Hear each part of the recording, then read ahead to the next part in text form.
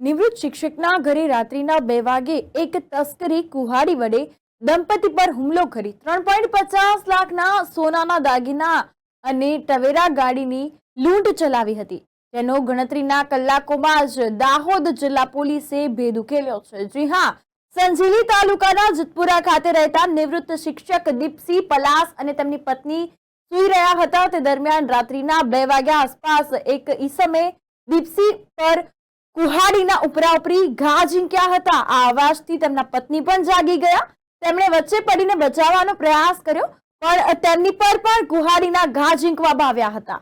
ઈજાગ્રસ્ત થયા હતા તેઓના પત્ની। જ્યારે હુમલો કરનાર ઈસમે તિજોરીની ચાવીનું પૂછતા ચાવી ઉપર હોવાનું જણાવતા તસ્કર ઉપર તિજોરીમાં દાગીના લેવા ગયો અને તકનો લાભ લઈને નાસી છૂટ્યો હતો અને આસપાસમાં લોકોને જાણ કરતા લોકો આવી પહોંચ્યા હતા। ઈસમે તિજોરીમાંથી 3.50 લાખની કિંમત સોનાના દાગીના અને ટવેરા ગાડી લઈને ફરાર થઈ ગયો હતો। 8 કિલોમીટર દૂર ખુલ્લા ખેતરમાં ગાડી મૂકીને ફરાર થઈ ગયો હતો। સારવાર લઈ રહેલા દીપસિંહભાઈનું સારવાર દરમિયાન મોત નીપજ્યું હતું અને ઘટનાને પગલે દાહોદ એલસીબી, એસઓજી સહિતની અલગ અલગ 8 ટીમો ગુનાનો ભેદ ઉકેલવામાં લાગી ગઈ હતી। ઘટના સ્થળે ફિંગરપ્રિન્ટ એક્સપર્ટ સહિતની ટીમો ધાબા પરથી મળેલા ફૂટપ્રિન્ટ, ફિંગરપ્રિન્ટ અને ગાડીની સીટમાં લાગેલું છાણ અને લીલું ઘાસ સહિત જરૂરી પુરાવા એકત્ર કર્યા અને આ કેસમાં તપાસ ચાલી રહી તે દરમિયાન કહાનીમાં નવો વળાંક આવ્યો હતો। સંજેલી તાલુકાના ડોકા તલાવડી ગામનો રમણ પલાસ નામનો ઈસમ સંજેલી પોલીસ મથકે આવ્યો। આખી ઘટનાનો પર્દાફાશ ગણતરીના કલાકોમાં જ થઈ ગયો। પોલીસે આરોપી રમણ પલાસની ધરપકડ કરી છે। લૂંટ કરાયેલા સોનાના દાગીના પણ કબજે કર્યા છે। આ અંગે વધુ તપાસનો ધમધમાટ શરૂ કર્યો અને કાયદેસરની કાર્યવાહી હાથ ધરી છે। સંજેલી પોલીસ સ્ટેશનની હદમાં જીતપુરા ગામે ગઈકાલે વહેલી સવારના રોજ એક મર્ડર વિથ રોબરીનો બનાવ બનેલો। બનાવની હકીકત એવી હતી કે દીપસિંહ માનસિંહ પલાસ, જેઓ પોતે નિવૃત્ત શિક્ષક છે, તેઓ તેમના પત્ની સાથે સૂતા હતા। ત્યારે એક અજાણ્યો ઈસમ એમના રૂમમાં ઘૂસી અને સીધો કુહાડીથી એમના ઉપર હુમલો કરવા લાગે છે। ત્યારબાદ તેમના પત્ની, જે આ ગુનાના ફરિયાદી છે, તેઓ એને કુહાડી પકડી લે છે। આરોપી અને જે ફરિયાદી છે બેન, એ બંને ઝપાઝપી કરતા નીચે પહોંચે છે દાદરા ઉપરથી અને આરોપી એમને ઘરની ચાવીઓ માંગે છે। જણાવે છે કે ચાવીઓ ઉપરના રૂમમાં જ છે। એ ચાવી લેવા જાય એ દરમિયાન લાભ લઈ અને ફરિયાદી બેન ત્યાંથી નાસી છૂટે છે। આ રીતની ફરિયાદ હતી અને ઘરમાંથી 4,75,000 જેવી દાગીનાની લૂંટ કરવામાં આવી હતી।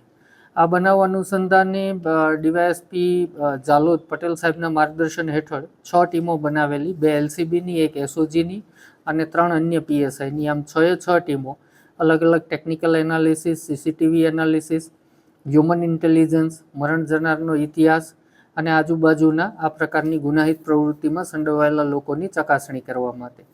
મીનવાઇલ રમણભાઈ પુરસિંગભાઈ પલાસ નાઓ સંજેલી પોલીસ સ્ટેશન આવીને જાહેરાત કરે છે કે તેમને ત્યાં પણ એ જ સવારના લૂંટ થઈ છે।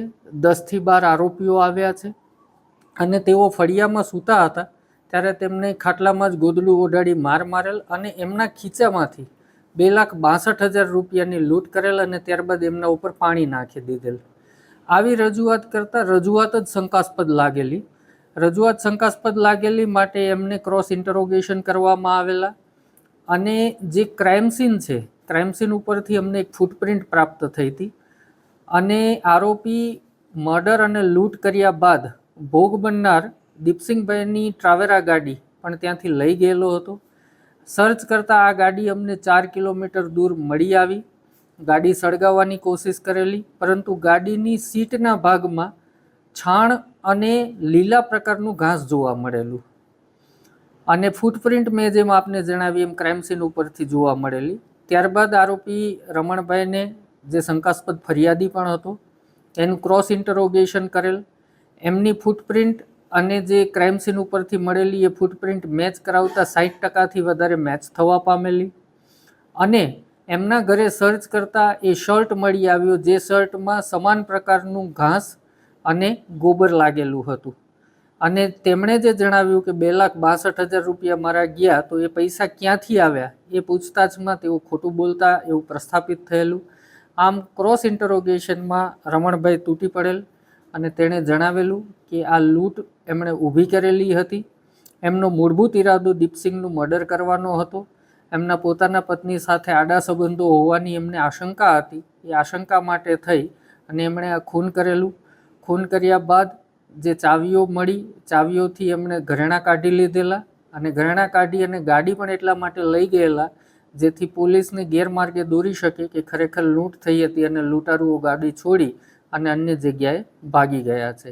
આમાં ગુનાનો ભેદ 6 ટીમો દ્વારા ડીવાયએસપીના લીડરશિપ હેઠળ માત્ર 10 કલાકમાં ઉકેલાવા પામેલ છે અને તમામ ઘરેણાં, ગુનામાં વપરાયેલ કુહાડી અને ગુના સમયે આરોપીએ પહેરેલા કપડાં, આ તમામ વસ્તુઓ બરામદ કરવામાં આવી છે.